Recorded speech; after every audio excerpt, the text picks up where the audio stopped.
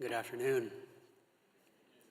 Grace and peace to you in the name of our Lord Jesus Christ. Today we gather together in the sure and certain hope of resurrection to give thanks for the gift of life that God gave to Gary Wu. Gosh.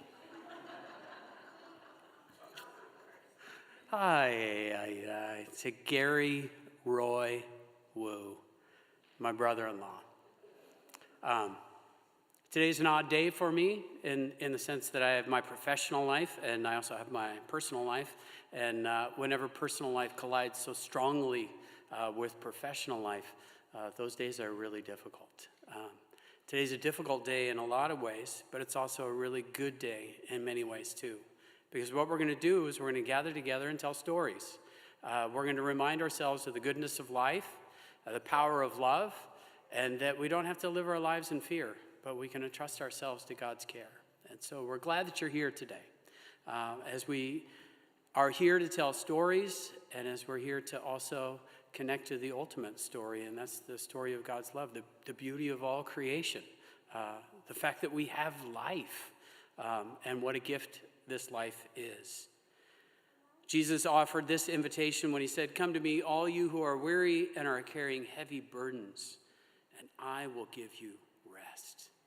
We seek to enter that rest today, to experience the grace of God's love, to find the rest that allows us to slow down from a world of hurry and to be reminded of who we are and to whom we belong. Following the service today, there will be food over in the boathouse, so we invite all of you to stick around and participate. This would not be a genuine family gathering in our household without a lot of food, and so we want you to be a part of that, so all are invited. Later in the service, we're going to have a little bit of time for an open mic, and if you've got maybe a short story to tell, something you'd like to share, I want to encourage you to participate in that way. We find that it's safest if you access the stage area through the ramp, and so we'll have people queue up. You don't have to have anything big and profound, but just something simple might be helpful for us as we appreciate Gary's life. In the Gospel of John, there were two sisters who were grieving the death of their brother. And to them, Jesus said, "I am the resurrection and the life. Those who believe in me, even though they die, will live. And everyone who lives and believes in me will never die." It's in that hope that we're gathered today. Let's join together in prayer. O God, who gave us birth, you are ever more ready to hear than we are to pray. You know our needs before we ask, and you know the obstacles we often face in the asking. Show us now your grace, that as we face the mystery of death, we may see the light of eternity. Speak to us once more the hopeful message of life and of death in Christ. Help us to live as those who are prepared to die, and when our days here are ended, enable us to die as those who go forth to live, so that living or dying, our life may be in Jesus Christ, our risen Lord. Amen.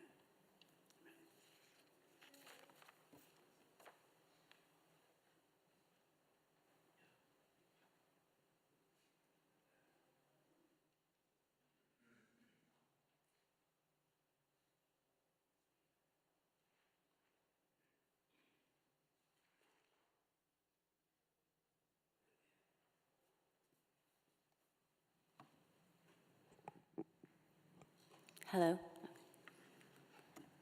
So everybody probably knows who I am, but I'll just refresh. I'm Caitlin. I go by Katie. I'm mom and my dad's oldest daughter. So I'm going to jump in. When I was 15 years old, I got my first job as an assistant at the summer tennis camp at Montecito Heights Health Club in Santa Rosa. The night before my first day, my dad sat me down and asked me how I was feeling for my very first day of work. We talked a bit about the normal first day jitters, responsibilities, and then he gave me advice that I have lived by ever since. He told me it was important to learn the names of every person that worked at the club. He said that not just meant the people that I would work directly with, but also the people that I would work indirectly with and see on a daily basis, like the cleaning staff and the grounds crew. He said this was one of the most important things that I could do, that they are sometimes the backbone of companies and they can be the most overlooked. and that true leaders introduce themselves and true leaders learn their names. So on my first day, I introduced myself to every single person I met and always made it a point to say hello daily and ask them how their day was going if I had the chance. It's been 22 years since that first job, and I still always make a point to know every single person that I work with and learn their names. That compassion my dad taught me has made me a better colleague, a better leader, and a better person, and a welcoming one. Fast forward a decade, and I'm home from college visiting my parents in Santa Rosa. My mom and I had gone out to Corte Madera for a day of shopping, and on the way home, we got stuck in horrible traffic. If you live in that area, you know what I mean. And we called my dad to let him know that we were coming home, but we were going to be a while, and we complained about all the traffic that we were in. And you know what he told us? He said, well, just relax. There's nothing you can do about it, and someone's having a worse day than you. And I don't know about my mom, but that was probably one of the most humbling comments I've ever received. But it's also something I think about to this day every time I sit in traffic. I think about the compassion he had for a complete stranger. When my dad passed away, a lot of people reached out to me. Childhood friends, friends of parents, family members in other cities, other countries. And they all had very similar things to say about my dad. I'm gonna read some. Your dad was such a warm, welcoming person. Such a welcoming and kind person. Such an incredible man, so welcoming and kind and funny. Making sure everyone felt at home. Always welcomed us with a sparkle in his eye, and I know he genuinely cared about us. Your dad is such a happy memory from my childhood. Remembering how he always left an open invitation to the Wu home was and is still so inspiring. You're all here today because you felt that warm, welcoming love that my dad offered everyone he met. His unconditional love reached you at some level. He learned your names, and he listened to you, and he made you feel at home. He remembered details about your life, and he asked you about them. He really lived that principle of extending love, compassion, and acceptance to everyone he met. One of the comments that stood out to me the most was from an old roommate in LA. She said, I remember at your baby shower, he greeted me so warmly, and I was shocked he remembered me. So in the spirit of my dad's compassion for everyone around him and his warmth, I want to welcome you today to celebrate the life of this extraordinary man, role model, and father. He would be pleased to see you all here.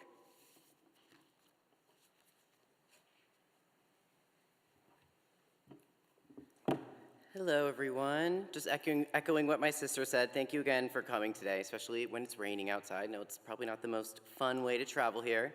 Most of you know me. If you don't know me, I'm Brennan. I'm the middle child.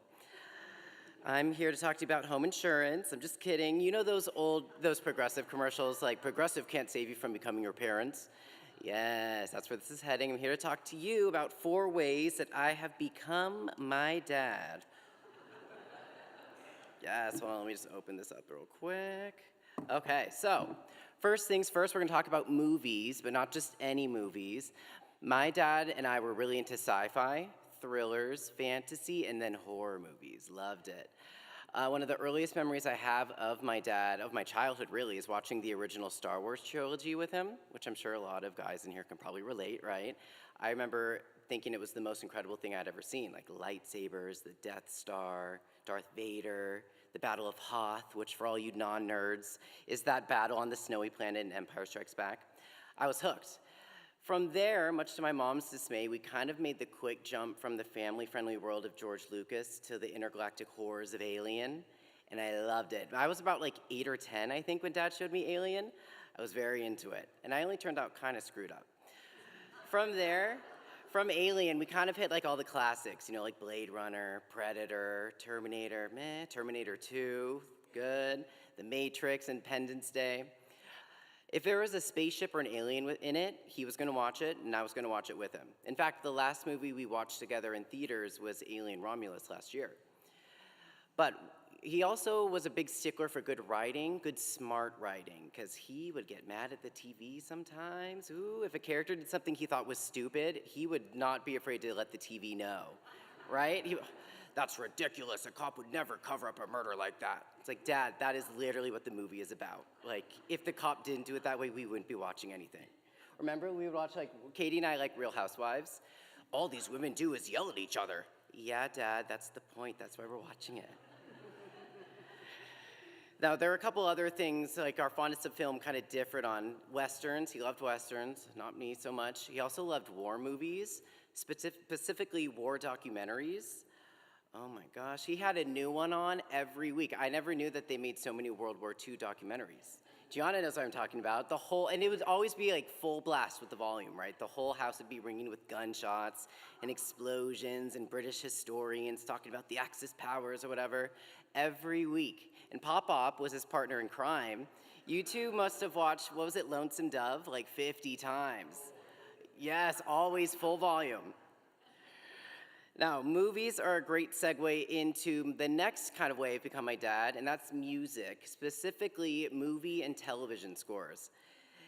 Dad loved television scores, you know, kind of like the classic timeless hits of John Williams, the epic compositions of Hans Zimmer, even the like pulse-pounding kind of bass of Trent Reznor.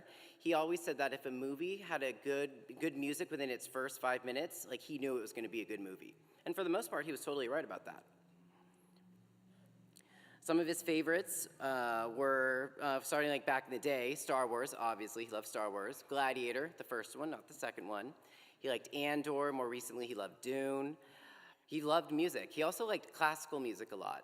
When I was little, his mom, my late Grandma Dolly, got me a CD, Gustav Holst, The Planets, with the Royal Philharmonic. I think I was like 6, right? Random gift to give to a 6-year-old, but she knew I was really classy, so. And we listened to it all the time. I still actually have it in my iTunes library. I'll listen to it now and again. His favorite was Mars, the bringer of war. I liked Jupiter, the bringer of jollity. Now, from music brings me to my third point, and that is art. He loved art, I loved art. When I was little, about like 4th or 5th grade, there was this thing up in Santa Rosa called Art Trails, which is where all of these artists from all over the county would open up their homes and their studios, and anyone could just go check out their workspace and like hopefully buy art, right? It was all visual fine arts, like painting, drawing, sculpture, all that. So he would let me kind of go down the list, pick the ones I wanted to see, and then we would make a whole weekend out of it, driving all over Sonoma County to like meet these artists and like take a tour of their workspace. And this was like back in like early 90s, so these were like some wild artists, like super kind of crunchy, stereotypical NorCal hippie types, you know? It was fun. We had a great time, and I'm so grateful that I was able to do it with my dad, because up until then, my parents had me trying out different sports to see if anything piqued my interest. I know, basketball, soccer, t-ball, even tennis, like really, Mom? Yeah, I was like the classic like homo in the outfield, like picking flowers during the games. Yeah, 1 ball, 2 balls. So safe to say, my interest was not piqued. And Dad loved sports. Like, again, he would yell at the TV if like a player like dropped a ball or whatever. So for him to pivot and champion my interest in art instead meant the world to me, especially looking back on it now. Oh, he also had Robbie to help, you know, kind of fulfill that. Now, to the last way I become my dad, he was a creature of habits, and he liked things done in a particular way. I, too, am a creature of habit, and I firmly believe that my way is the best way. Yeah, even this week, I was like, you're loading the dishwasher wrong. Let's see, sorry, I got lost. I had the privilege of moving in with my parents February of this year. I moved in to help take care of my mom after her surgery. So I was really able to kind of like observe him in his own habitat, you know? So his morning routine every morning consisted of sitting in the bar stool closest to the refrigerator, sipping, more like slurping coffee, his Nespresso out of his like fancy little reheated mug, reading his iPad, eating a blueberry protein waffle, or eating one of Aunt Shara's oat bran muffins every morning. Then every night, he has this like whole nighttime routine, which consists of like pulling the comforter all the way back so it wasn't like on the feet at all, kind of dog-earing the blankets to be a little more like inviting to slip into, and then like perfectly propping the pillows up. And then he would do that like an hour or two before he would go to bed. He would like come back out and like chill. I was like, okay. Every night though, every night. Some of the other things that he was very particular about, the AC, which, you know, it's kind of a dad thing with ACs, the pillow placement on the sofa, the way the car was packed for a vacation, he got really into that. That was like Tetris. The silverware being neatly stacked in the utensil drawer, and then again, the dishwasher, which he would proceed to unload and then reload if it wasn't packed to his liking, and it was never packed to his liking, so he would always just redo it. I'm kind of the same way now. So there you have it, 4 ways that I become my dad. Obviously, there's countless other ways, but these 4 were kind of the most interesting to talk about at a funeral, right? I'll miss texting him my latest movie and TV show recommendations. I'll miss playing newly discovered music for him. I love to do that. Cooking food for him. I'll even miss incorrectly loading the dishwasher for him. But I'm so incredibly grateful that I moved in at the start of this year and was able to kind of help take care of him in his final months. It was kind of a fluke decision that I will forever cherish. Now, with that, I will leave you with 2 things. You'll know that I have fully become my dad when you see me walking around with a mustache. And 2, I actually don't recommend Progressive. I made a call to Geico and ended up saving over 10%. My brother. I can't believe I have to go after that. I'm like, I think this is like twice as long as mine. Yeah, and triple, yeah. All right. Well, hey everyone. My name's Rob. If you haven't met me, I'm the youngest son. Never had to write one of these before, so it was a little interesting. Yeah, here we go. Should I be fortunate enough one day to raise children of my own, I can gladly say,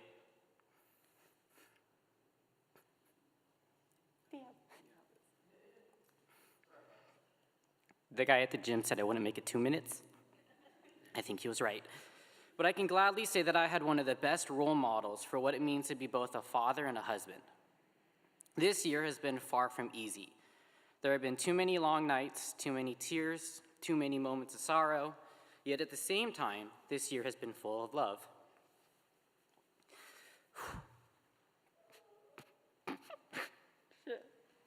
Sorry. This year has shown what a solid foundation the Wu family has. I am so grateful for my siblings, my parents, my fiance, our friends and family, the nurses from Kaiser, and everyone who has continually supported and lifted us up. With both parents fighting cancer, one cannot help but take a step back and examine every aspect of life. A few months ago, I sent a text to the family sharing with them what I had learned from each of them. And in that text, I told my dad that he taught me what it means to serve the ones you love. Growing up, I watched my dad serve everyone. As you have heard before me and will hear after me, he was constantly doing things for other people. Not because he wanted the recognition for what he had done, but as a way that he showed others that he valued them in his life. I honestly wish we had kept a counter for how many tacos and pancakes my dad made in his lifetime, because I think that number would be astounding. His life and his values and the way he carried himself are things I will always aspire to live up to. I could go on and on about the lessons that he taught me, but for the sake of time, I want to share 5 random principles that describe my dad so well. 2 he instilled in me early on, and 1 that became clear later when I started dating my now fiancée, Victoria, and this year he added 2 more. So, the first principle that my dad taught me is brain over brawn. To my dad, every situation could be solved by using one's brain as opposed to muscling through it. Whether it was moving furniture or fixing something around the house, he believed problems were meant to be solved with creativity and not force. The second principle is a cleaner car drives better. It doesn't matter if it's the inside or the outside of the car. When the car was clean, it just simply drove better. And throughout our lives, my dad would take our cars early in the morning to get the oil changed. He'd fill up the car with gas. He'd usually add a bottle of Techron to the car to make sure that the engine was clean. And then he would get the interior and exterior washed. As kids, some of us held that principle better than others. My car was always the cleanest. But now I think we all do our best to keep our cars clean like Dad did. Please note, and I wrote this when it wasn't raining, if you see my Jeep is dirty, it's because Jeeps are meant to be dirty on the outside. It's on purpose. When I started dating Victoria, the third principle came from how my dad treated my mom. He would draw a big circle in the air, and he repeated this story often to me. He'd draw a big circle in the air, and he would say, "This is everything that I am okay with." And then he would draw a smaller circle within it, and he goes, "This is everything your mom is okay with. Just remember that anything that she wants is still inside our big circle." And if you know my mom, my dad definitely put that principle into practice. I love my mom, but the number of times they painted the house another shade of green or white, or the number of times dad sanded or restained furniture, or moved the furniture again and again and again until she found the perfect spot, it's clear that principle worked. And it did work because Austin and I had to move this big cabinet at my parents' house, and we moved it from one room to the other room to the next room to the garage. And it fit in the garage, and it had like a half an inch of space. And then my mom goes, I think we should move it back to where it was in the first place. And we're talking, like Austin and I are sweating and holding up that thing, and it was heavy. But yeah, my dad definitely put that principle into place. This past year, Dad added 2 more principles that I'll carry with me. The 4th principle is don't tell your mother. In his final few months, Dad really enjoyed door-dashing food. Whether it was milkshakes or tacos, and not even the good tacos, and I think my mom's talking about his tacos later on, not good, or ramen, or just he pretty much just ate whatever he wanted. And when Mom was in the hospital, I would order or bring him food, and he would tell me, like, don't tell your mother, simply because he didn't want her to stress with what he was eating. So now if you catch me eating gluten, sugar, seed oils, or oxalates, just remember the principle, don't tell my beautiful and awesome fiance, Victoria. And the last one, and the one that means the most, is what it means to truly be there for someone you love in sickness and in health. My dad showed me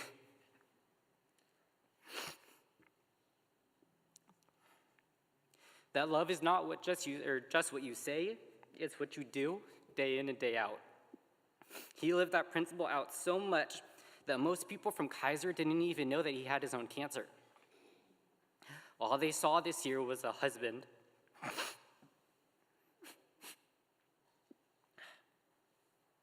who was constantly showing up for the one he loved, and he never complained about it. I consider myself incredibly fortunate to learn what it means to be a good man from my father.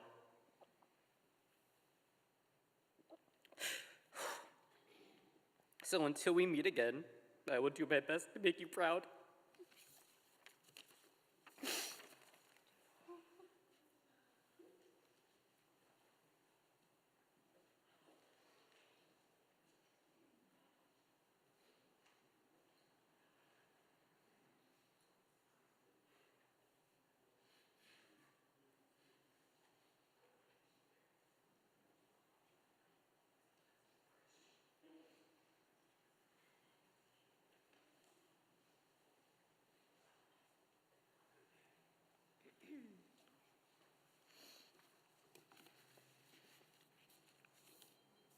Hi, I'm Gianna, And I'm Mackenzie, and we are Gary's nieces.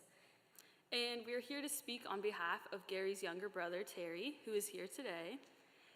We will be reading this speech that he wrote.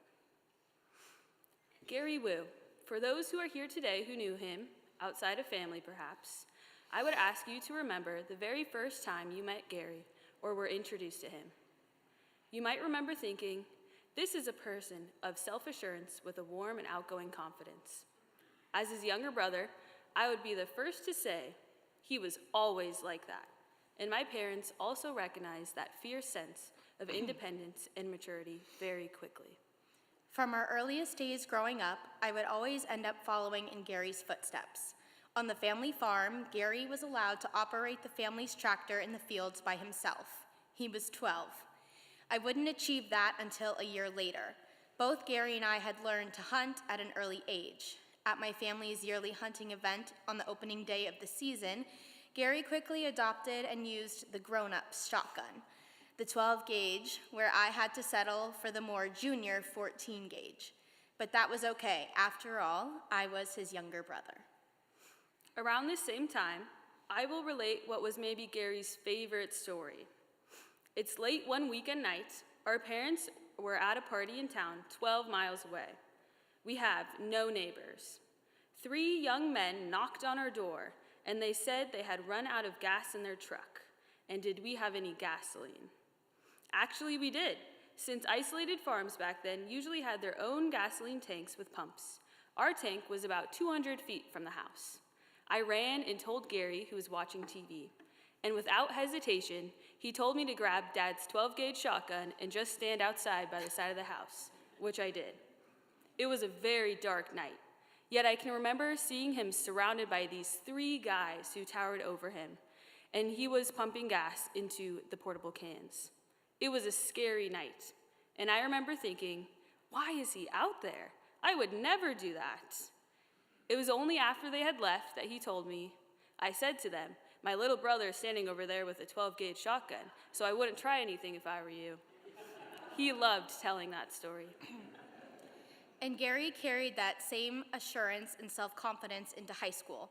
In his junior year, he had somehow become aware of the author Horatio Alger, an American author who had written many novels of unique rags-to-riches characters. Gary immediately adopted Horatio as his nickname, and it worked for him. It seems everyone at Los Baños High School knew who Horatio was. I remember going to my classes and seeing Horatio scratched into wooden desktops. Some were in his handwriting, some were not. That name was everywhere. When Gary ran for student body vice president, I remember him giving his campaign speech in the high school gym. Even then, he had the same self-assurance, confidence, and wit that would serve him well as an adult. In high school, I was always known as Gary's brother, of course. When Gary entered UC Berkeley in 1966 as a pre-med student, he immediately made new friends and was asked to join a fraternity. 2 years later, I would follow Gary to UC Berkeley and would eventually join his same fraternity, of course. After all, I was Gary Wu's brother. You may be thinking that following in Gary's footsteps all those years would have caused some resentment, but I can truthfully say that never happened. I was actually always proud to be his younger brother. How proud, one might ask. Well, after college, I remember I was living in Berkeley, and Gary was living and working up north. I remember once he came down to Berkeley to spend the weekend with me, and we went to the Pacific Film Archive in Berkeley to see a favorite film of ours, El Cid, with Charlton Heston. We both loved the epic movies growing up. I remember thinking in the theater that afternoon, this is the best day of my entire life. I get to spend a whole day, just me and my older brother. Fast forward to now, over the many years as adults, Gary and I may have grown apart in many ways, but I have always held on to these precious memories and still proud to be his brother. In closing, I would reference another movie both Gary and I saw and loved. It is the ending scene from the 2001 film Gladiator. A recently freed slave and close ally kneels and picks up a beloved charm of the deceased hero and says, "I will see you again, my brother, but not yet, not yet."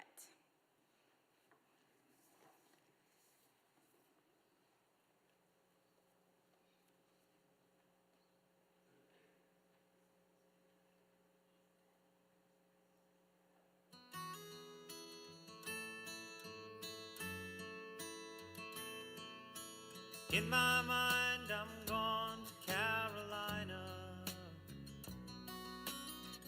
Can't you see the sunshine?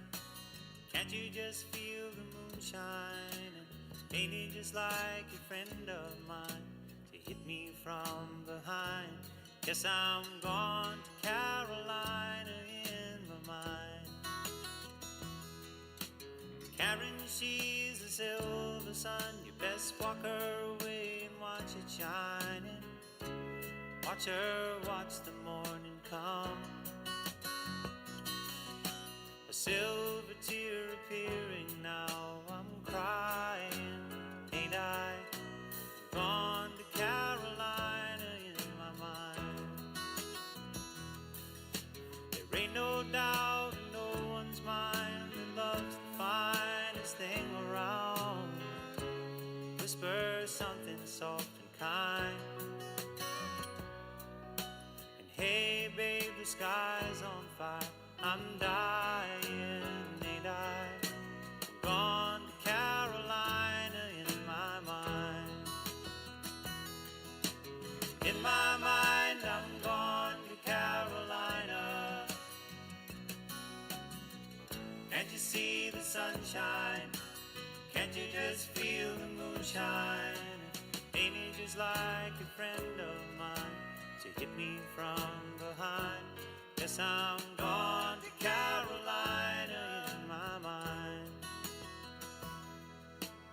Dark and silent late last night, I think I might have heard the highway calling. Geese in flight and dogs that bite. The signs that might be omens say I'm going, I'm gone to Carolina in my mind. With a holy host of others standing around me, still I'm on the dark side of the moon. And it seems like it goes on like this forever. You must forgive me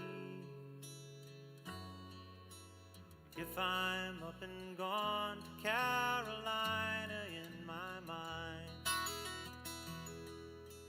In my mind, I'm gone to Carolina. Can't you see the sunshine?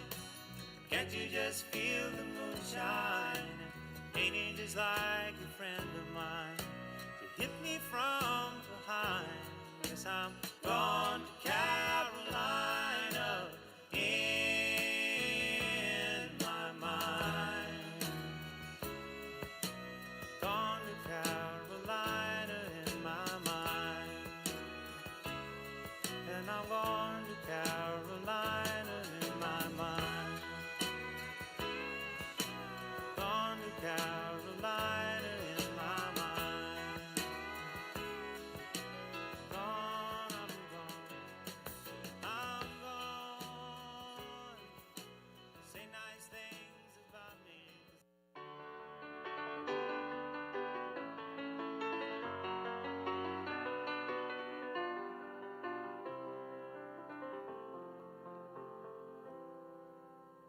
Morning has broken like the first morning. Blackbird has spoken like the first bird. Praise for the singing, praise for the morning, praise for them springing fresh from the world.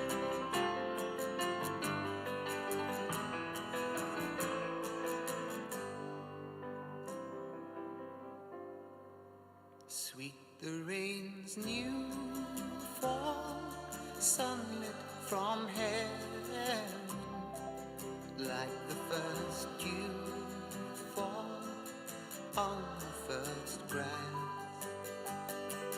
Praise for the sweetness of the wet garden, sprung in completeness where his feet pass.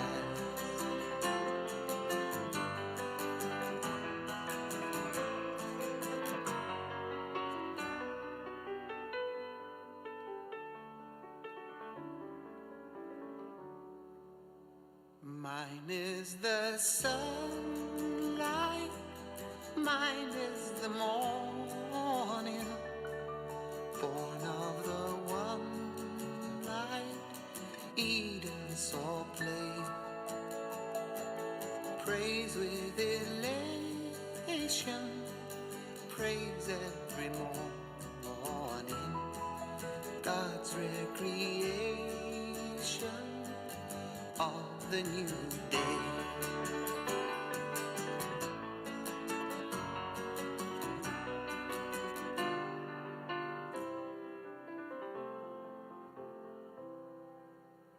Morning has broken like the first morning. Blackbird has spoken like the first bird. Praise for the singing,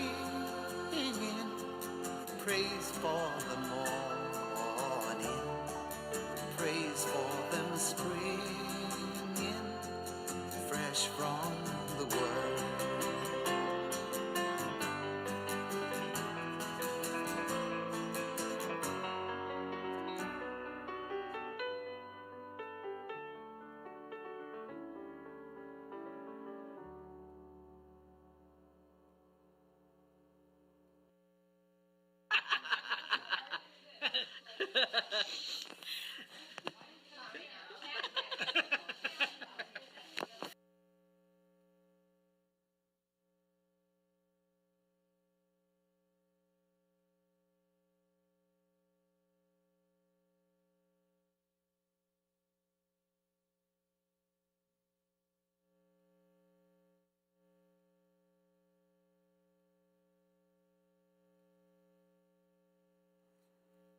Couple thoughts I've been in watching that. We have really red hair, don't we?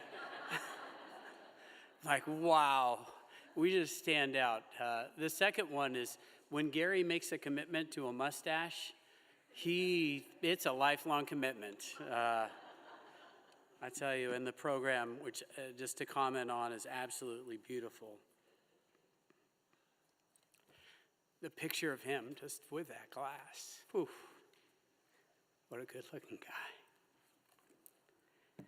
Included in the program also are these words. It says that, I wrote it here,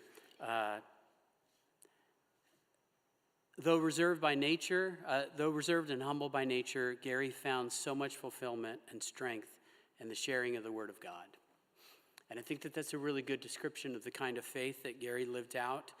Not the kind of faith that was loud and boisterous, but rather the kind of faith that was about integrity and a charity of heart.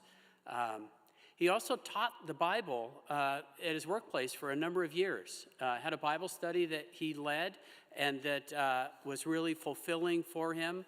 And so I thought in my part today, the best way to fulfill the professional side, I've mentioned just the challenge of both personal and professional in this moment, is to just remind us that as we share stories today, that the scriptures also have a larger story that we're invited into. And so today I want to just talk about 3 ways to Jesus.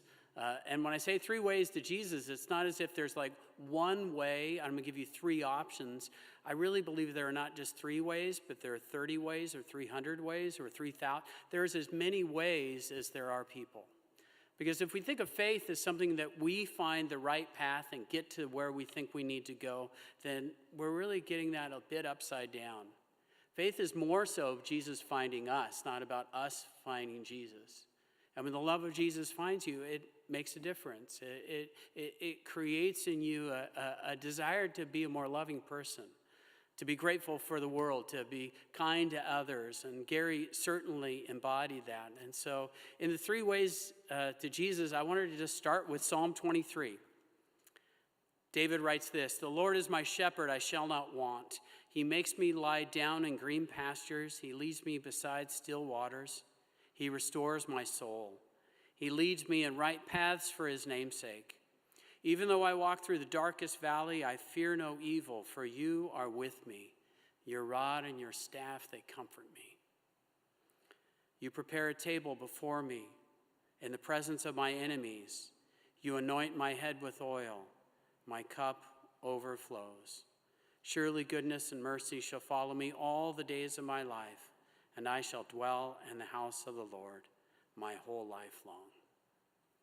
Friends, these are reminders to us that the goodness of life, the things that we enjoy most, green pastures, still waters, all come to us as a gift from God. Jesus said, "I am the good shepherd, and I'm going to take care of you. Just entrust yourself to my care." So the first thing I want us to recognize today is that Jesus is the shepherd who promises to be with us through all the ups and downs of life. But what is it that Jesus can do? As we look to the cross, we think that that might be the ultimate defeat, and yet we know also that it was at the cross that salvation was won for us. That love conquered hate, that Jesus didn't stay in the grave, but rather he rose from the dead and offers us new life, the promise of resurrection. When Paul was writing to the church in Rome, he was telling them about this great story, and it reaches a crescendo in chapter 8, where Paul writes these words. He says, "What then are we to say about these things? If God is for us, who is against us? He who did not withhold his own son, but gave him up for all of us, how will he not with him also give us everything else? Who will bring any charge against God's elect? It is God who justifies. Who is to condemn? It is Christ who died, rather who was raised, who is also at the right hand of God, who also intercedes for us. Who will separate us from the love of Christ? Will affliction or distress or persecution or famine or nakedness or peril or sword? No, in all these things we are more than victorious through him who loved us. For I am convinced that neither death nor life, nor angels nor rulers, nor things present nor things to come, nor powers, nor height, nor depth, nor anything else in all of creation will be able to separate us from the love of God in Christ Jesus our Lord. These are big words, aren't they? They kind of exalted sense of like, this is the power of God, this is what God is doing. And for us to understand how God moves in the world, we need smaller reminders. In fact, we need some kind of living example, and we find that living example in Jesus. That if God is like Jesus is, friends, we have so much to be grateful for. If the love of God is truly embodied in Christ, we have a lot to be grateful for and to live for. As I think about Gary, one of the stories that draws me, and I think that the two of us probably shared a deep appreciation for, was the story that we find in John chapter 2, where Jesus is at a wedding in Cana of Galilee, and this unfortunate family has invited so many people that the wine runs out. The mother of Jesus comes to him and he says, they're out of wine, and Jesus is like, well, what am I supposed to do? And they had these stone jars for purification. He instructs them to fill them with water. Friends, these are jars that are used for hand washing, and Jesus improvises and has them fill these jars. It's about 180 gallons. He then instructs the servants to take the wine or take the cup from the vessel and bring it to the chief steward. And when the chief steward tastes this water that has become wine, he says, this is the most amazing wine we've ever tasted. And friends, it's the beauty of that wine. It's the surprise of grace that meets us in places that we don't expect, that we see the goodness of life, the goodness of grace released in our lives.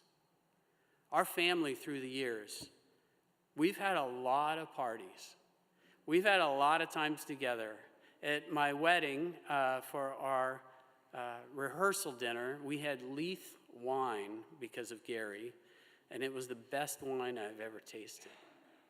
It was a gift from a brother-in-law who really knew how to share, who knew how to love. I think that there's anything that we can learn in gratitude for his life is to continue to throw parties, continue to invite a lot of people, and to do the best we can to welcome the grace of Jesus in every place that we go. And we do that by simply the words that we heard in Psalm 23, the Lord is my shepherd. That's all we need to say in order to live this life of grace. Amen? We're blessed today as Gary served for a number of years at Oil Stop. We're blessed to welcome today Scott Hempy, who is the CEO and president of Oil Stop, to come and to share a few words.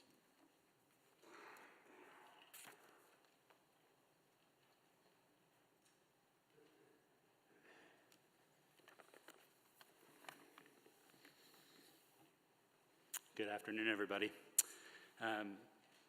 As was mentioned, my name is Scott Hempy, and I had the joy and pleasure of working alongside Gary over the past 5 years at Oil Stop. And I'm here to share on behalf of really the 400 plus team members at Oil Stop that Gary deeply impacted during his 23 years of service to our team. For those of you who don't know about Oil Stop, we're a chain of drive-through oil change locations founded by Larry Dahl 38 years ago in Northern California. But our mission is so much more than changing oil. Our mission is to serve people with excellence, humbly, and with a servant's heart. This mission statement that Larry put to words came straight from Scripture and God's call for each of us to live humbly and be servant-hearted. Jesus was the truest example of this. In Philippians 2, 6-8, we learn that Christ, being in the very nature of God, did not consider equality with God something to be used to his own advantage. Rather, he made himself nothing by taking the very nature of a servant. He humbled himself, even becoming obedient to death, even death on a cross. Gary's obedience to this call of serving those around us was evident every day at Oil Stop. At Oil Stop, Gary led our Thursday morning weekly leadership classes for all team members, from frontline team members who just joined straight out of high school all the way through to our leadership team.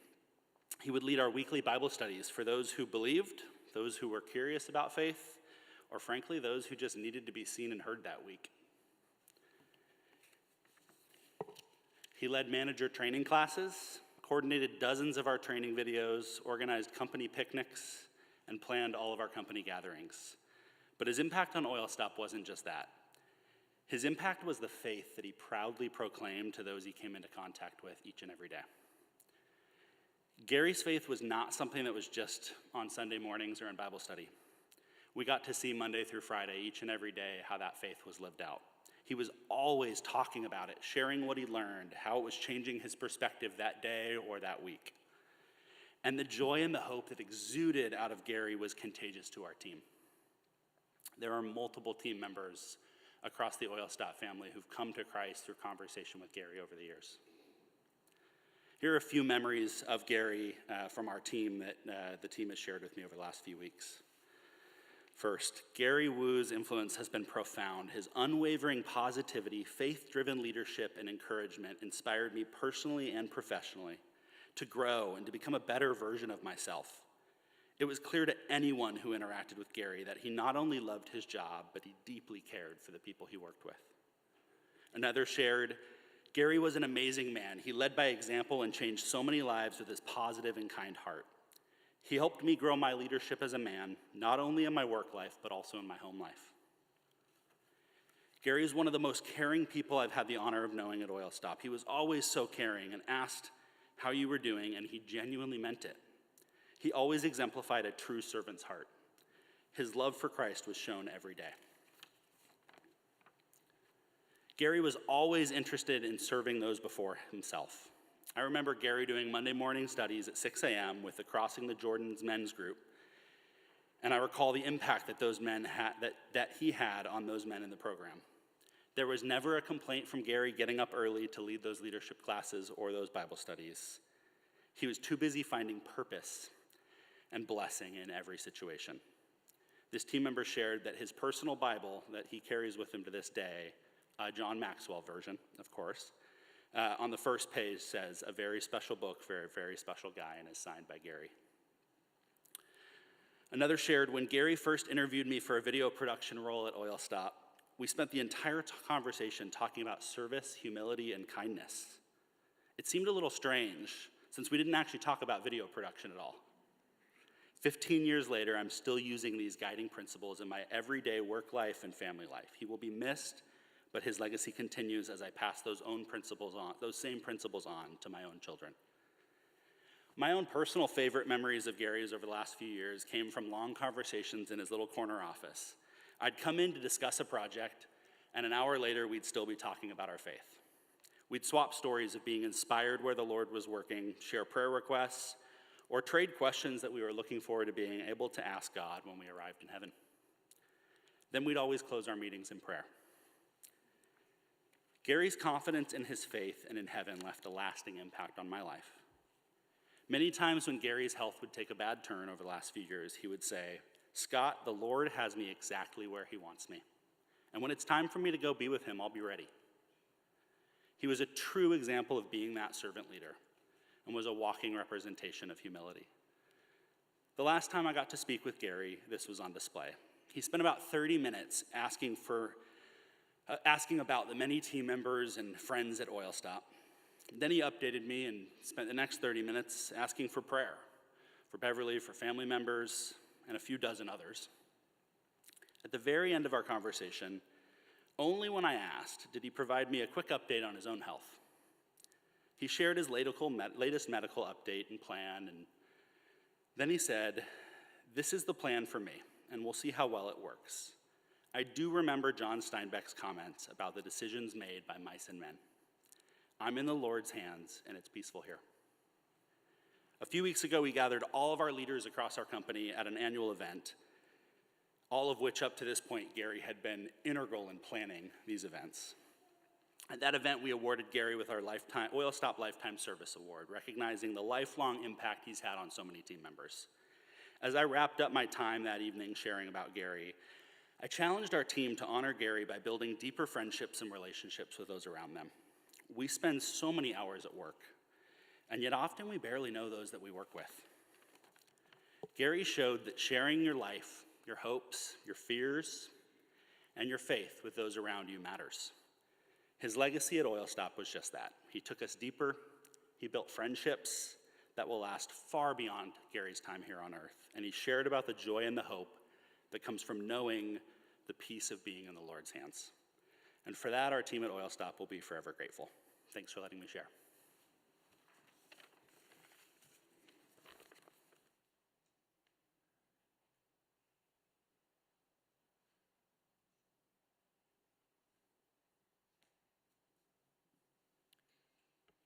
All right, so I'm just going to reiterate what my Uncle Steve said at the beginning of the service, that if anybody would like to speak for the open mic and come up and say something about my dad, we welcome you. We've collected some just little memories that the family has submitted, one of my dad's best friends, but we welcome anyone while we're speaking if you'd like to come queue up on the side of the ramp. So this is from Dave Gilbreth. He was one of my dad's best friends, and he was actually the best man at my mom and dad's wedding. He couldn't be here in person today, but he is live streaming. So we're going to read this for him. Gary and I met in college in my last year at Berkeley, and we immediately became best friends. He was impressive, gregarious, interesting, smart, and fun. A fair amount of beer at the time, which turned into wine later in Napa, with many dinners and great conversations.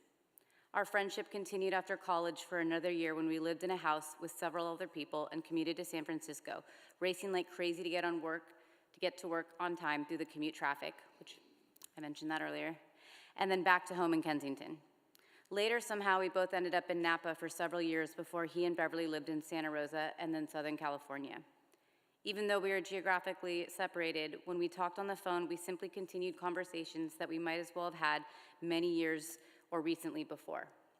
This communication with comfort and ease was the essence of our connection as great friends. In the last year, Gary spoke to me about Beverly and his family. Not really all the information about the medical challenges, rather something of the utmost importance to him. We were very close, but I was touched when he told me how tenderly he loved Beverly and his family and how happy and fulfilled he was with his life with them. I loved to hear it, and I wanted to share it with you. We will miss him and remember him as a special person and a great friend. I will be reading some of our Grammy's memories that she wanted to share. His love of Jack in the Box tacos. When he spilled iced tea into the ice cube holder and Ian asked what happened, he replied, "You don't want to know, mate." Gary always did everything in a big hurry, hence he always had cuts and scratches on his arms and legs. He had a very fine crystal glass with wine in it sitting on top of a stepladder in the garage.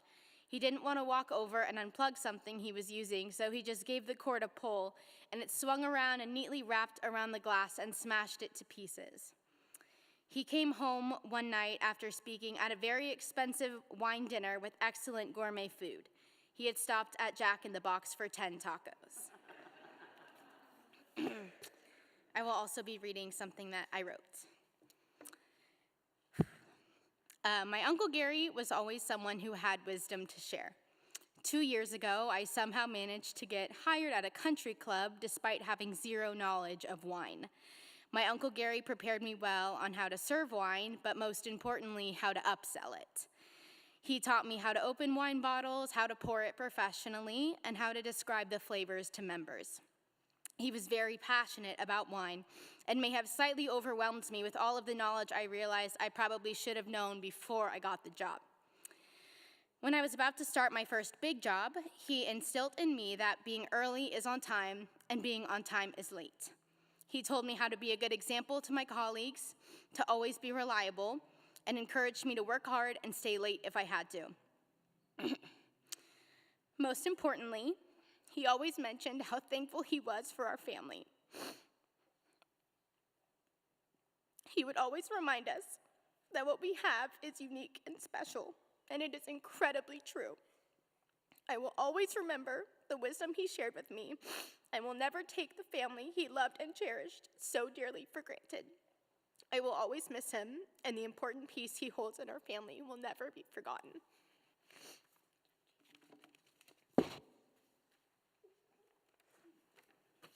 I have a memory from my older brother Matthew, who's Uncle Gary's nephew. On an infamous night, on a family vacation in Tahoe, I had a fun night of celebration, followed by sickness, if you catch my drift. The next morning, both of my parents were not happy, and the room was very tense. My Uncle Gary came into the room, and I was expecting more tension. However, upon hearing what happened, he laughed. He came alongside me, breaking the tension, which made me feel a lot better about the situation. Even through my own failures, Uncle Gary was a supportive and loving uncle. And I wanted to talk about a story that talked about Uncle Gary's persistent affirmations. So I am known in my family to some as a craft queen, and when Uncle Gary and Annie Bo moved down here to SoCal, their house had a big blank wall right in the middle of it, and so I was asked to create a macrame wall hanging for their house, quite an honor, and this wall hanging took a long time, super long time to make, but when it was done, and I came over to their house, Uncle Gary pulled me aside, and we looked at this wall hanging together, and he said, "You have a gift." And then I was like, yeah, okay, thanks. And then he was like, "No, really, you have a gift." And this was just one example of his persistent affirmations. The next time I go to their house, totally forget about this wall hanging, he pulls me aside, and we look at this hanging together, and he's, "You have a gift. Are you gonna go to art school?" Another persistent affirmation from Uncle Gary.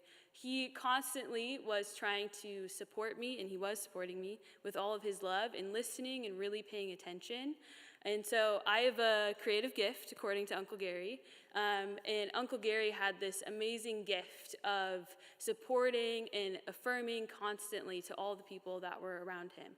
So I hope to take those affirmations with me.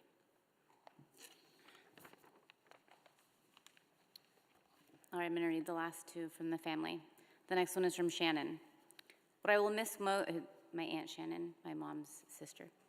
What I will miss most are these words. Hey, Shan. Hi, Gare. Gary has been in my life for most of my life. He always treated me like a little sister, always welcomed me on many visits to Santa Rosa as the kids grew up and after. He was patient when I would juice up his kids when they were little. He truly appreciated the value of family and said so often. I will miss chatting with him, having a glass of wine with him, making oat bran muffins for him, the recipes on the pamphlet, you should try making them, and the wonder of how one person can have so many bumps and bruises on their legs all the time. He was a good man, and he was good to my sister and their kids and to our whole family. He will be truly missed. I love you, Gare. And then the next one is from our cousin Andy, Steve's youngest son. Whenever Aunt Bev and Uncle Gary hosted a gathering and there was a baby in the family, I knew that it was highly likely that Uncle Gary would be the one holding him, which is so true. There were several instances when Sevi, Carter, and Zeke were babies, and I felt jealous about how often Gary was holding them. But I wouldn't dare disturb them because they were always so chill and happy being held by him.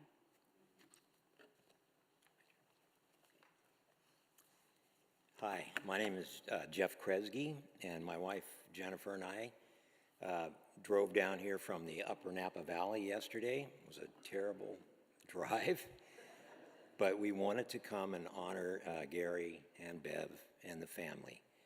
I met Gary in the 70s. It was at Beaulieu Vineyard. We were both tour guides, and we became really close friends, and in that process, he became friends with our entire family and had a huge impact, not just on myself and my wife, but on our children. And, you know, when you look at the photo of Gary with his mustache and his serious sort of look on his face, you know, that was kind of the essence of him, but he was so much more than that. He had a good sense of humor.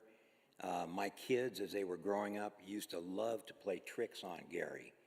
And one kind of an interesting thing, I think when they were little, they didn't realize that he had a first name Gary and a last name Wu. It was always Gary Wu, one 2-sentence syllable word. But let's see, where was I? So I took a few notes here. I'd mentioned the influence. As our daughter, when she was a baby, shortly after Gary and I and Jennifer became, we became friends with him, he used to call Jennifer on any given day, and this happened quite often, and he'd say, Jennifer, I'd like to take you and Emily out to lunch. And Jennifer would say, well, Gary, I'm busy. I have a lot to do. He'd say, you have to eat, don't you?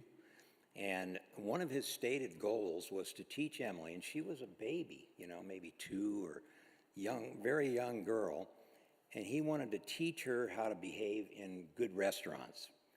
So he would take the 2 of them out to lunch, nice restaurants in St. Helena in the area, and they would have a great time, but Emily would be in a high chair, and all around the high chair was food scraps. You know how little kids are. And I used to think that would be sort of embarrassing, but Gary always said, no, that's just part of it, and they have vacuum cleaners. They can clean up the mess. We had family dinners a lot, and Gary made, as you all probably know, he made the most wonderful tacos. And oftentimes, it would be Gary who would cook this meal, and whatever it happened to be, and we'd be at our dining room table, 4 kids, all noisy, lots of chaos, and I would look at Gary and say, Gary, isn't this driving you nuts? All this noise and, activity. And Gary would say, nope, this is just really calming to me. I really, really enjoy the family stuff. So one trick our kids played on Gary, and if you think about his photo with his serious sort of look and the mustache and everything, they served him a mug of tea, and the mug had a ceramic snail in the bottom of the mug. And so they just waited, for Gary to get to the bottom, and you could just see the anticipation on their faces. And so with a serious, when it got kind of to the bottom, you could see Gary, take a sip, and then he noticed something, and you could see how his eyes kind of looked down in there and saw that snail. And, he was fine with it, and our kids just really loved that. Let's see, I have so many stories, but I don't want to take too much time. However, the last time that we made this trip down here to honor Gary and Bev was their wedding. And that was in the 80s. I don't remember the exact date. What was it? 1987. And we brought 2 of our kids. We had 4 kids. They're spread out in ages, so 2 were out of the house in college and so forth. But our younger kids came down for the wedding, and it was really a fun affair. The reception was at a Hilton right next to Disneyland. I don't remember if the wedding was in the same place or somewhere different, but it was really fun. And I don't know what they call the dance where people hold each other's hips and they make a line and they kind of snake around the crowd and everybody's dancing. Well, Gary's mom had a yellow, really nice dress, yellow dress with these tails kind of hanging on the back of the dress. And our youngest son, Stuart, maybe was 4, he wanted to dance. And so he jumped up and he got at the end of the line, and it happened to be Gary's mom.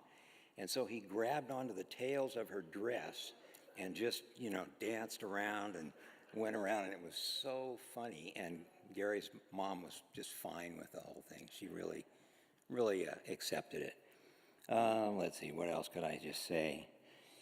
I really miss Gary, and I know all of you do. He was a really, really special person, great human being, and did so much for our family. We used to go up to the cabin. He had a cabin, or his family had a cabin up in the Dodge Ridge area. We had lots of evenings up there where we'd sit around the fire and drink wine. We never ran out of wine, as what happened in the story about Jesus. But anyway, Gary was just a wonderful guy. So thank you.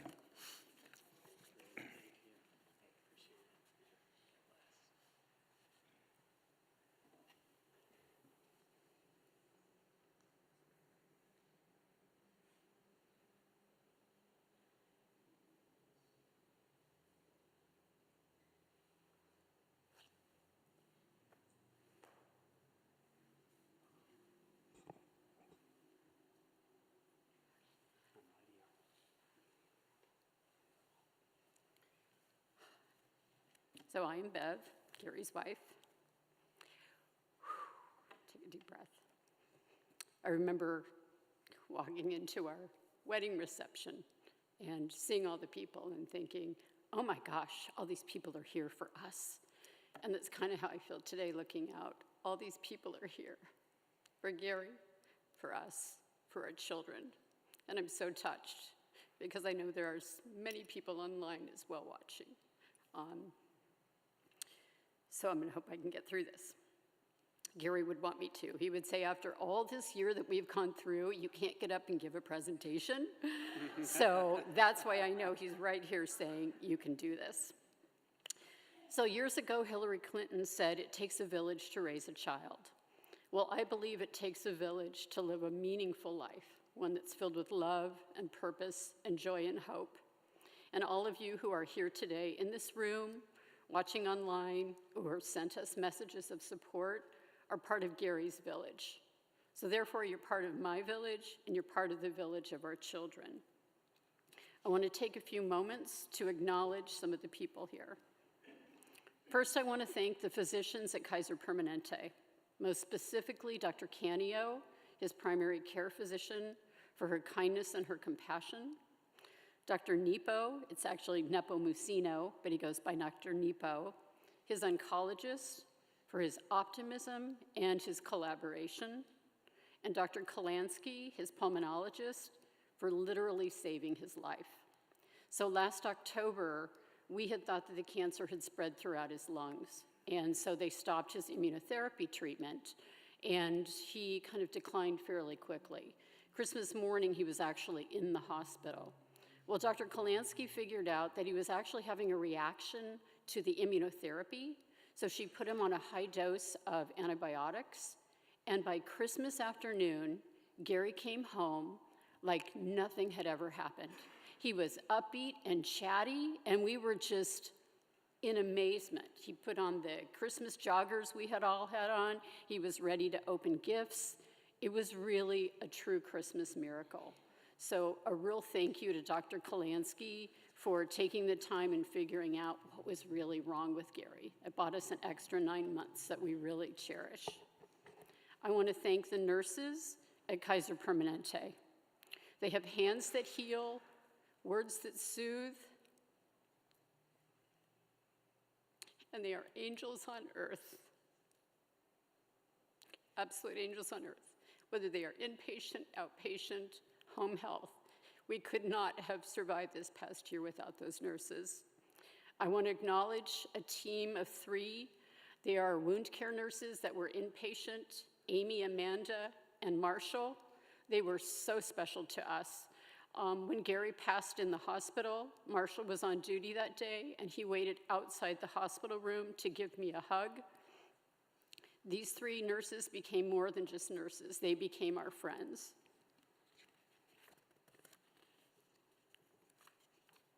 I want to acknowledge the deacons and the members of this church. They have been praying for Gary and I for several years now, and they're assisting with the service today. It's really a special church led by my brother, of people who really embody the church's vision of grace, generosity, and gratitude, and I want to thank them for their help. I want to thank the entire company of Oil Stop. I know Scott spoke and explained about the unique mission that they have. Gary was so happy there. I was the recipient each week of hearing about what they were going to talk about. I would hear, he would go on and on and on and on. And John, I'm going to talk about this, going to talk about that. But it was really great because when I got home from work the night after, he would tell me whose lives it touched, what happened that day. It was really so special for him to work there. It was more than a job. He had no intention of retiring. He loved working there. And I'm so grateful he found that company, started by Larry, and when the company was bought by Nick and, my mind's gonna stop. Nick and Ryan, and with Scott as the leadership, it continued on. And Gary was absolutely thrilled that it just stayed true to who they were. I think we talk a lot about work-life balance, but for Gary, he didn't consider it work. He considered it a privilege to be there. So thank you, Oil Stop. Thanks to anyone that's watching, everyone that works there. You're an incredible company. I want to acknowledge Gary's foundational friends. And I call them foundational because if you look back and think of all the people you've met in your life, there are some people that it's just magical. It just sticks. There's something about them that you stay connected to. It doesn't mean that you even talk to them daily or see them daily. It might be years before you talk, but you can pick your conversation up right where you left it the last time. These are people that kind of just help form the foundation of who you are.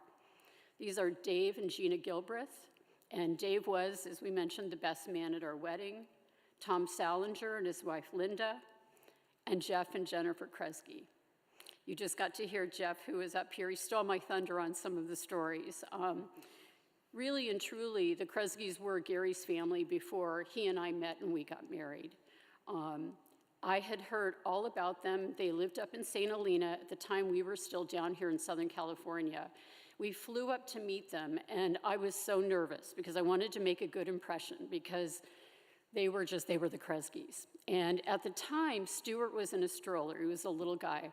We got off the plane, and I remember Stuart, and he was screaming, "Gary Woo, Gary Woo." Again, not Gary Woo, Gary Woo, Gary Woo. And I'll tell you, that stroller was like leaping 3 feet in the air. I've never seen a kid so excited. And that's when I thought to myself, he's gonna make a really good father. Then another time when we went up there, and I was still fairly new to the family, again, trying to impress them. I don't know why, but I was driving Stuart in the back roads of Napa. And back roads meaning you're kind of in the vineyards and there's nothing around you, when all of a sudden a police car lit up, the lights, the siren, the whole thing, and flagged me over. And I thought, well, I know I wasn't speeding because I had Stuart in a car seat. And I thought, oh my gosh, how am I going to tell Jeff and Jennifer? I don't even know what I've done wrong. What if Stuart gets really upset? So I said to Stuart, pulling over, like, it's okay, it's all right. He just wants to talk to me. And Stuart in his car seat pipes up from the back seat, "That's okay. This happens to my mommy all the time." And that's when I knew that I would love the Kresge family. So Jeff and Jennifer, thank you so much for driving through the only rainstorm that Orange County has had, I think, in the last 3 years we've lived down here, but thank you for coming today. Yeah. I want to thank my foundational friends. Sandy from South Carolina. She's been my childhood friend since we were little. We found out the other day that we are each other's computer password questions. Who was your best friend? For all these years, we've been doing that.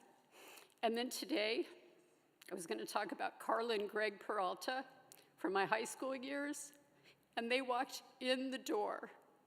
They are here today in the back of the church, surprising me, which just shows you what foundational friends are. I had no idea they were coming today. And they live in Nevada, so Reno, Nevada, so that was quite a flight. They must have had her drive in. Carla one night literally saved my life in the hospital. I will be forever grateful for her. She's also the one I went traveling across country with when we were not even 18, that my mother, who was not thinking right, let me go, but boy, did we have fun. I want to thank my swim coach partner in crime, Gerhard. We had a magical time coaching together swimming. He has been supportive of Gary and I ever since. Gerhard, thank you for coming today. To my apartment friends that are here. So when I was single, we lived right down the street in the California apartments in Warner Avenue. And that's actually how I met Gary, was through a mutual friend there. There were about 20, 30 of us. We were all single. We were all really like great kids in some ways, young adults. We had a lot of fun together. It was a time of Hill Street Blues, frozen yogurt, volleyball, going and playing pool, and we're having a warning letter from Cleo, the apartment manager, saying your party was too loud, was a badge of honor. I still have my letter.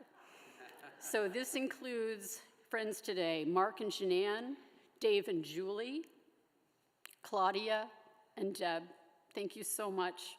It's been just a couple of years, but we're still in there. I want to thank my swim sisters from Santa Rosa, Suzette, Fran, and Judy. And I want to thank Kaiser Permanente Santa Rosa.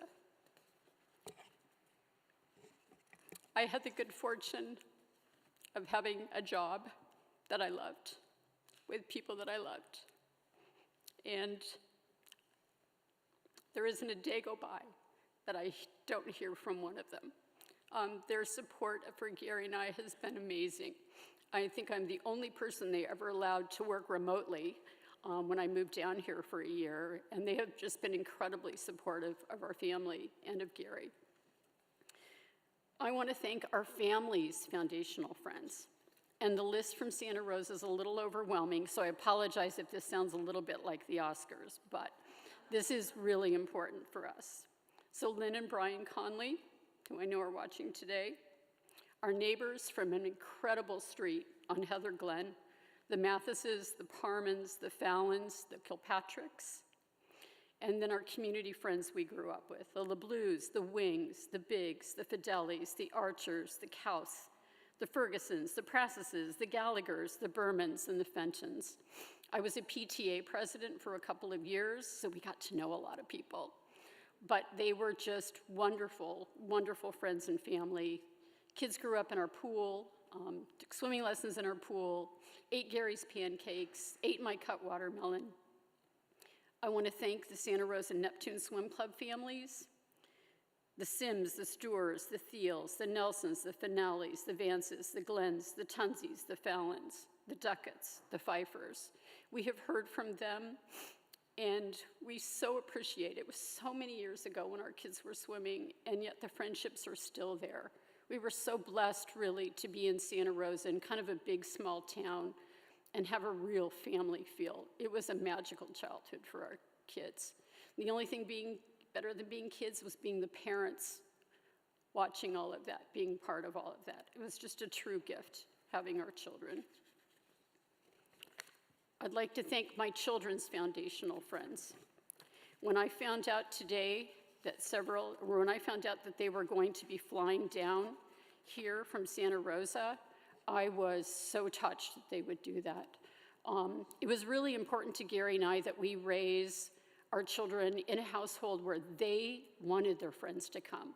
And their friends felt safe, they felt comfortable, well-fed, and just really enjoyed being at our house. So we have Blake and Doug. I know Doug couldn't be here today. Kristen from Santa Rosa. Kristen and Alex from Santa Rosa. Kevin and Sarah, formerly from Petaluma, now from Bend, Oregon. Kaya Sabra, Indian Bowie, right here from Portland, Oregon. We have Cole and Caitlin. We have Nikki and David, and we have John and Twee. I want to share a story about the first time we met Cole. Cole was one of Robbie's roommates, and he was a football player. And we were really excited to meet him. We'd heard all these wonderful stories. So we had a dinner at Shannon's house one night, and it was going to be a taco dinner.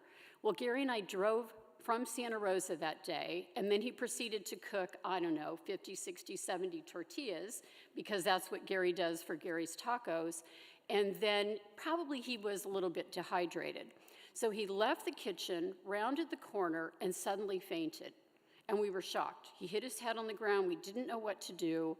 So we called 911 and we waited. And our whole family was there. And everybody, we didn't want him to get off the floor because we didn't know how badly his head was hurt.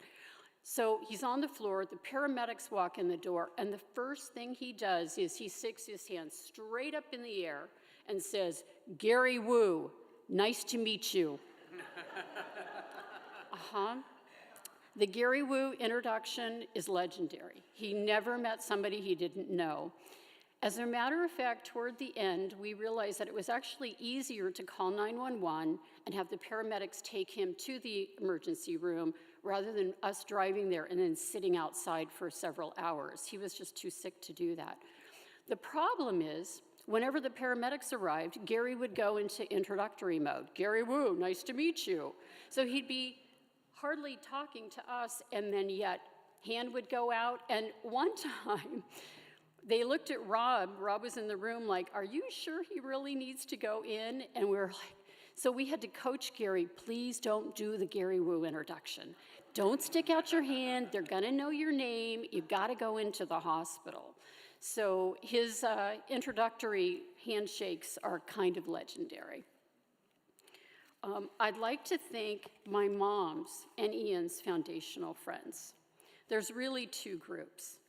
There's the longtime friends, and this has to be, my daughter is 37, so they've got to have been friends for 40 plus years. Our children grew up with them. They consider them family, our extended family.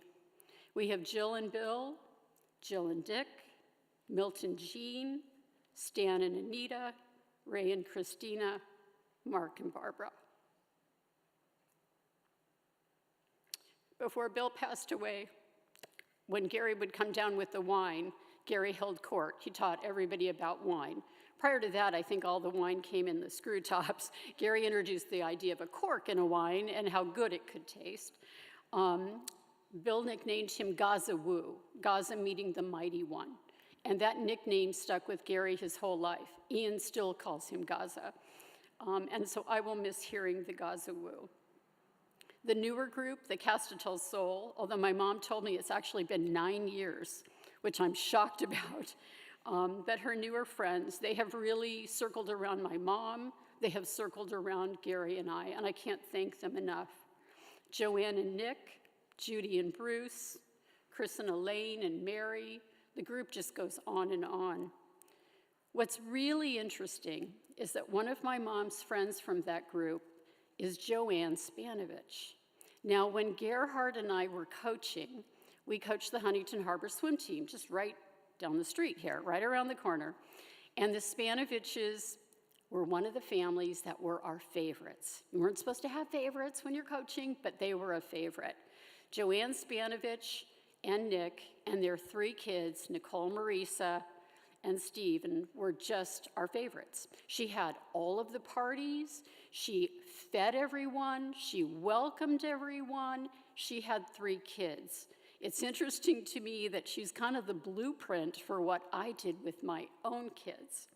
But I want to thank Joanne for the lasagna she makes, and I find that life is really interesting how it circles around. I met her, Gerhard, we were what? Not even 20 years old. And now she's one of my mom's good friends in Casa del Sol. So just know life circles around in the most interesting ways and brings the best people back to you. Thank you. I want to acknowledge my aunts and uncles and cousins. When I say we have a close family, I mean we have a close family. It's really, we grew up with our aunts, uncles, and cousins. My mom is one of 5. My dad is one of just 2, but we were all within that same age range. And back then, there were not play groups and, swim teams and things that you did. You either went to your cousins or you were at home. So I want to thank my cousins because they have been such a support to Gary and I and such an important part of our family.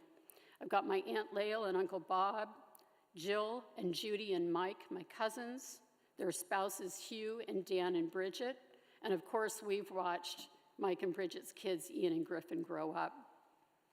My Aunt Ferdy and Uncle John, cousins Nancy and John, and then the husbands, Randy and wife Joey. Hello, Aunt Ferdy and Nancy from Tennessee. They ended up moving. It's the farthest anyone in our family has ever moved away. And they're in Tennessee now, and yet I hear from them. I just heard from Nancy this morning, all the time. My Uncle Ted and Aunt Judy, Chris and Ted. My Aunt Judy and Ted are here today driving from Palm Springs in this rain, so thank you so much for coming. My Uncle Bob, my Aunt Jenny, Tina, and Bobby. They're a family that wasn't quite as close, but I'll tell you what, my cousin Chris called me for the first time in years when she heard Gary passed.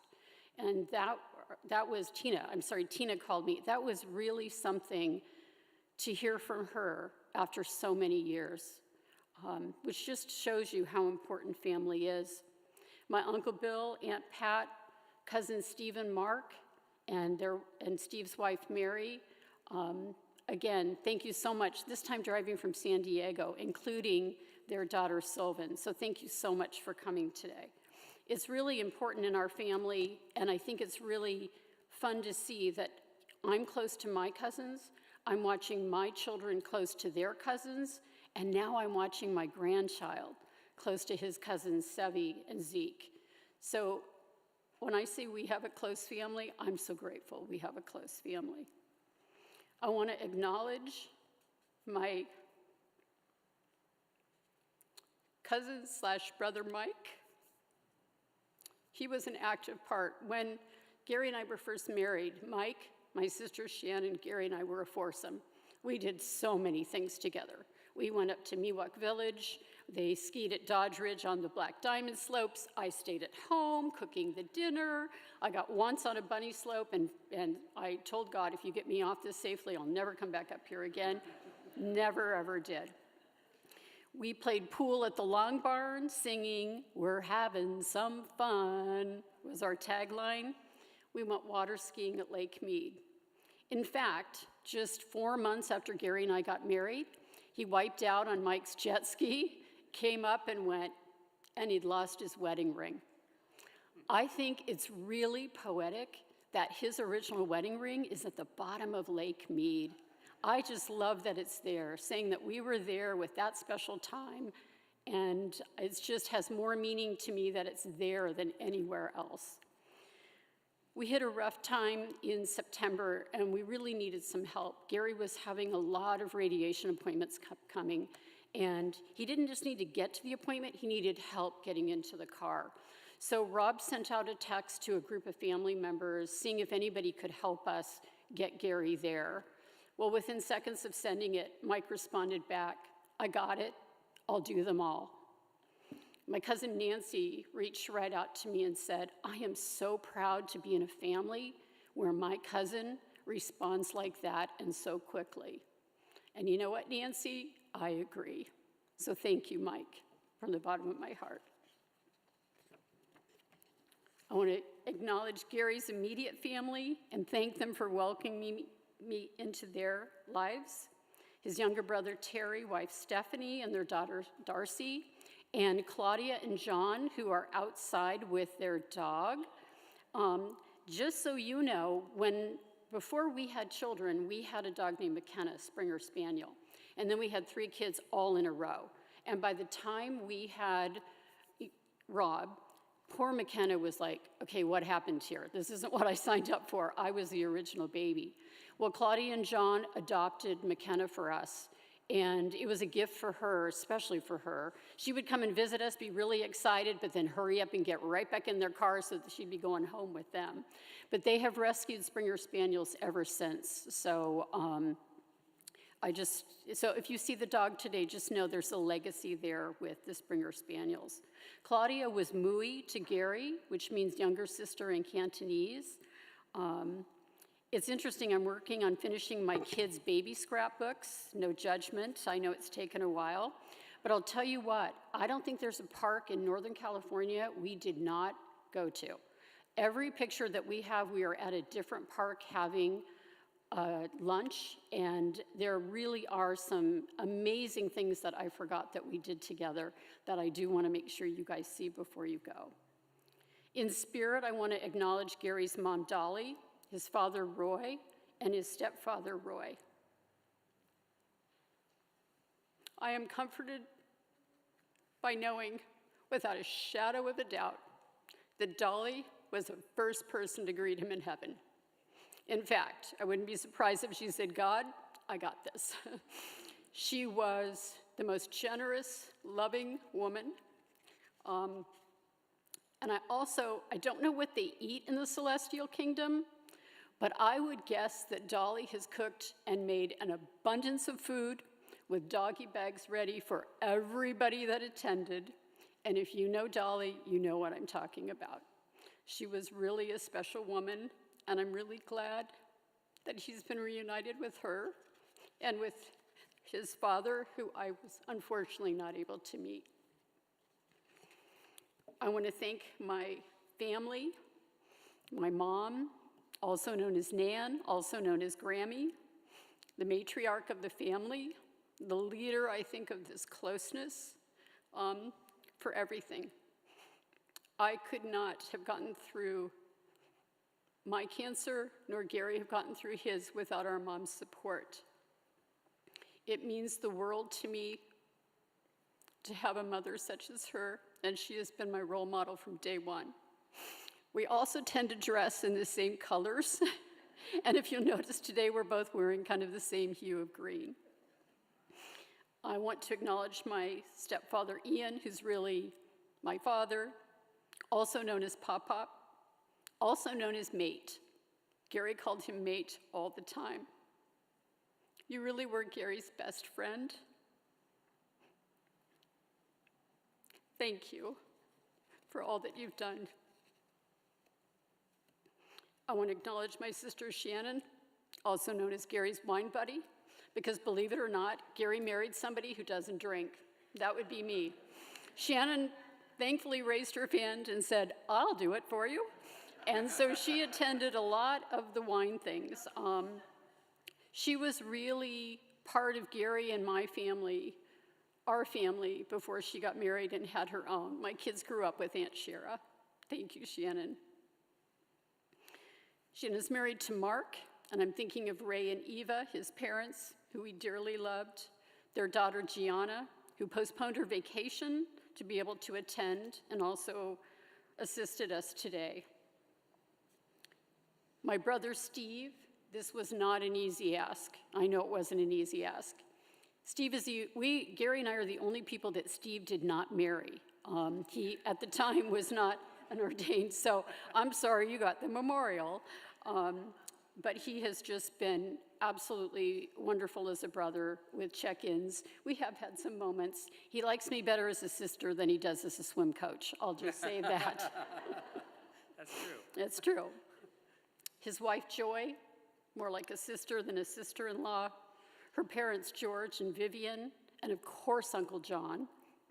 And her friend, Jordan, who's here today as well. This is what I mean. You don't just marry into our family, you marry into our family. George and Vivian were like my family. We're just, thank you. I love you all. His Steve and Joy's son, Matthew, his wife, Rachel, Rachel's parents, Sam and Diana, who are here today, and their kids, Sevi and Zeke, who bring us all so much joy. They're Carter's cousins, and I love seeing the closeness continue. My son, or their son Andrew, his wife Katie, and the newest addition to our family, baby Miles. Is baby Miles here today? Out in the nursery. He was just born in September, and we just love seeing our family grow. And their daughter Mackenzie, the crafty one, who assisted us today. And believe me, she does quilts and a whole lot more than macrame. My stepbrother Justin, his wife Sarah, and kids Max and Caroline. My stepsister Nikki, her husband John, and their children Millie and Sophia. They may live in England, but they are close to our hearts. And my immediate family. My daughter Katie, husband Austin. Austin's parents are here today, Lori and Glenn from Reading. I want to say I'm 1 part envious and 99 parts grateful to Lori, who helps to watch Carter while Katie works. So Lori is the babysitter. I'm so grateful to you for watching him, our most precious family member. It's really been fortunate that Katie married into Austin's family. It's like a mirror with our own family. They kind of have the same roadmaps of steps and all of that go around step family, but they all bond together through good times and hard times. I've heard from her family members the way that they have supported Katie. They're just an extension of our family, and we're just so blessed to have you. Thank you so much for coming from Reading. My son Brennan, my son Rob, and his fiancee Victoria, who unfortunately is sick today, but she didn't want to come, and then someone else got sick, and they would say it's because of Victoria. So Victoria, I know you're watching. We love you. I hope you feel better. And her parents, Danny and Alice. We met them for just a short time, but that bond was instant, and I'm so grateful that he will soon be marrying into a family that we love as well. I'm going to circle back to our 3 now grown children, Katie, Brennan, and Rob. You are a legacy. You are supportive. You are bonded. You are part of our Woo crew. Sometimes we were nicknamed the Loud Crowd. I love you all. I love you so much. Your dad was so proud of you. We are so proud of you. We are so proud of who you are becoming in this really hard time. This has been the hardest year our family has ever had. And these 3 children in their 30s have handled it admirably. We are so blessed. They are a legacy. Thank you so much for all that you do. I love you. Your dad loves you. And last, I want to acknowledge our grandson, Carter, who is pretty quiet throughout this service. He has brought us so much joy. He has shown us the eyes again through a 2.5-year-old. He loves dindos, which are dinosaurs, and you better know your Stegosaurus from your Triceratops, because he will correct you if you get it wrong. He loves trains, any trains, Brio, Thomas, anything that goes, and he really loves Go-Go's, which are garbage trucks. And thankfully, in Casa del Sol, we can see him from the front yard, we can see him from the backyard, and we've got a whole route we walk so that he can watch them. He is our future. He was Grandpa. Gary so enjoyed being Grandpa. I know I have left people out, and I apologize if I did. That's the danger of acknowledging the village, and yet I don't think we acknowledge our villages enough. I want to point out the 4 Kresge children, because I don't know if I said Emily, Greg, Anthony, and Stuart. We love them. Please think of your own village at some point this week. Please be sure to start to acknowledge your village while you're here, while they're here. Your village is so important. It is really who you are, the foundation of who you are. And I'm so blessed to have all of you in Gary's life, in my life, and in our children's life. Thank you.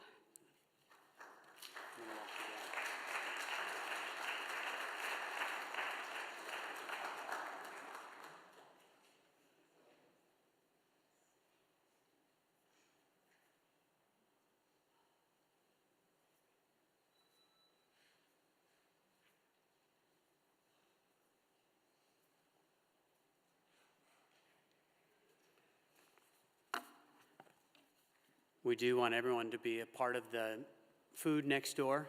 Will give us more opportunity to share and to greet one another and to give thanks for Gary's life. So there's memorabilia on the back table with pictures. We're going to be moving it from there over into the boathouse. It looks like the rain has died down a little bit, so it'll be a little bit easier to get across. There's an entrance right out these doors to next door, and we've got tables set and salads. We have an abundance of food, just to be really clear. So if you're thinking, well, yes, we have a lot of food, would love to share that with you. We come to a time in the service where we pray together and join in what is known as a prayer of commendation. It's something we all at different points in life need to do. Quite a lot of our lives are letting go of what was in order to move forward into what is. In fact, quite a lot of life is about letting go. And so as we entrust Gary into God's care, this prayer is a part of that. Following that, I'll offer a benediction, and then we'll join together around tables and be together as family, friends, and neighbors. Let's pray together.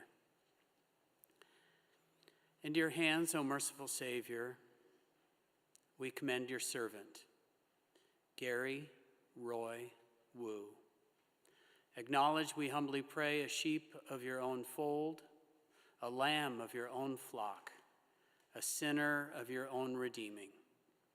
Receive him into the arms of your mercy, into the blessed rest of everlasting peace, and into the glorious company of the saints in light.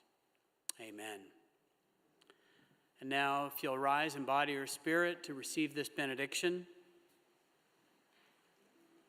comes to us from the letter to the Hebrews in the New Testament. Go in peace, and may the God of peace, who brought back from the dead our Lord Jesus Christ, make you complete in everything good, working among us that which is pleasing in God's sight through Jesus Christ, to whom be the glory now and forever. Amen.